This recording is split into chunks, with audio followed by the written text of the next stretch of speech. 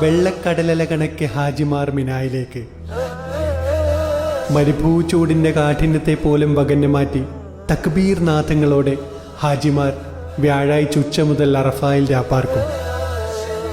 രണ്ടാമതും വിമാനയന്ത്ര തകരാർ കാരണം തിരിച്ചിറക്കിയപ്പോൾ ഇനി ആമീറില്ലാതെ ഈ വിമാനം ഞാൻ പറത്തില്ല എന്ന് പറഞ്ഞ് ആ വിമാനത്തിന്റെ പൈലറ്റ് കയ്യും പിടിച്ച് രാജാവിനെ പോലെ കൊണ്ടുപോയ ലിബിയക്കാരനായ ആമീർ മുതൽ 109 വയസ്സ് പ്രായമായ ഇന്തോനേഷ്യയിലെ സുംബൂക്ക് മുത്തശ്ശി വരെ ഒരേ നാദത്തോടെ, ഒരേ മണ്ണിൽ, ഒരേ സ്വരത്തിൽ, ഒരേ വേഷത്തിൽ ഒരുമിക്കുന്നൊരു സുന്ദര നിമിഷം.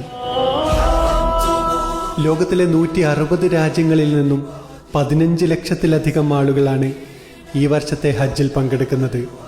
ലോകത്തിലെ ഏറ്റവും വലിയ കൂളിംഗ് സിസ്റ്റം ഒരുക്കിയാണ് സൗദി ഹാജിമാരെ വരവേൽക്കുന്നതും.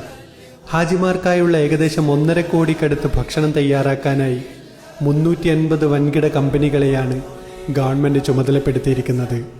സുരക്ഷയ്ക്കായി AI ഡ്രോണുകളും 1,00,000-ഓളം സുരക്ഷാ സേനയും വോളണ്ടിയേഴ്സും. പകലന്തിയോളം അറഫായിൽ രാപ്പാർക്കുന്ന ഹാജിമാർ മുസ്ദലിഫയിലേക്ക് നീങ്ങും. വെള്ളിയാഴ്ചയാണ് ഗൾഫ് രാജ്യങ്ങളിൽ ബലിപെരുന്നാൾ. ഏവർക്കും ഗൾഫ് ട്രീറ്റിൻ്റെയും ബലിപെരുന്നാൾ ആശംസകൾ.